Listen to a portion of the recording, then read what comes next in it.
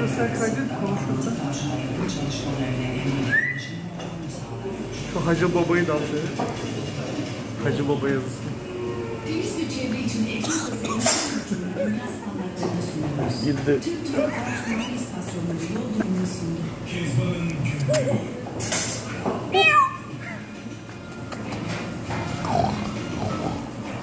Hadi bunu yap.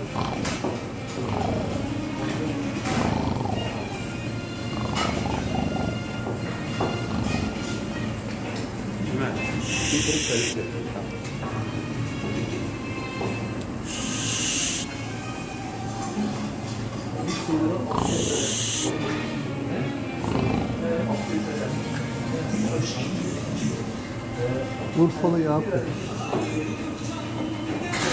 Ahmet Bey. Ahmet Bey.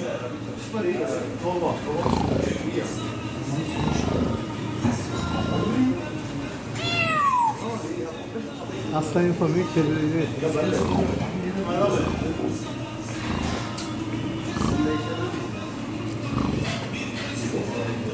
Ahmet Bey.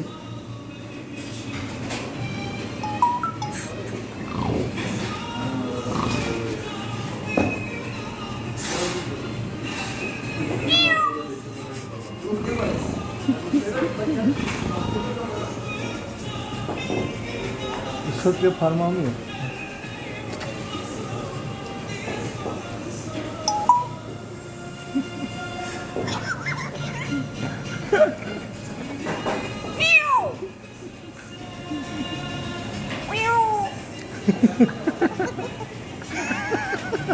Tavuk da yapıyor. Lan bu var ya bana çok ters oldu. Ahmet Bey.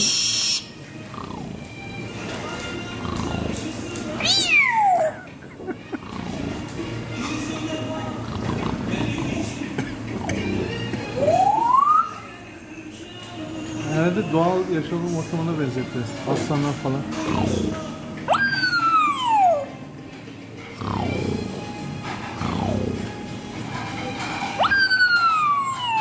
Ha, yükleme yapıyor şu anda. Hepsini tarıyor tek tek.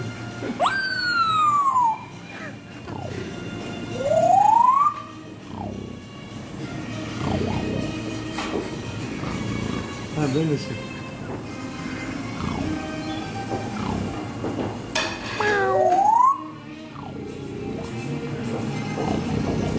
Ahmet Bey.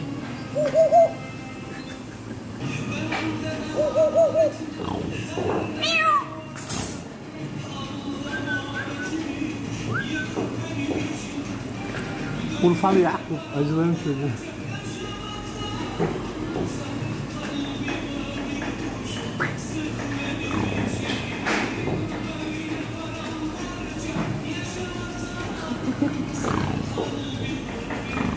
Ahmet Bey.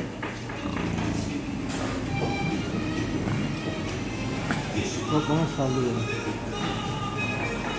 Bunu aha öyleymiş tamam. Eşşoğuz beni korkut.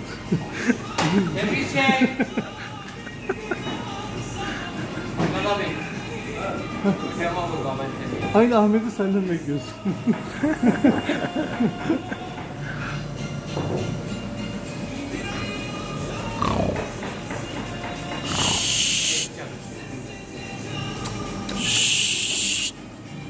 Tamam yeter, fazla rahatsız etmeyin.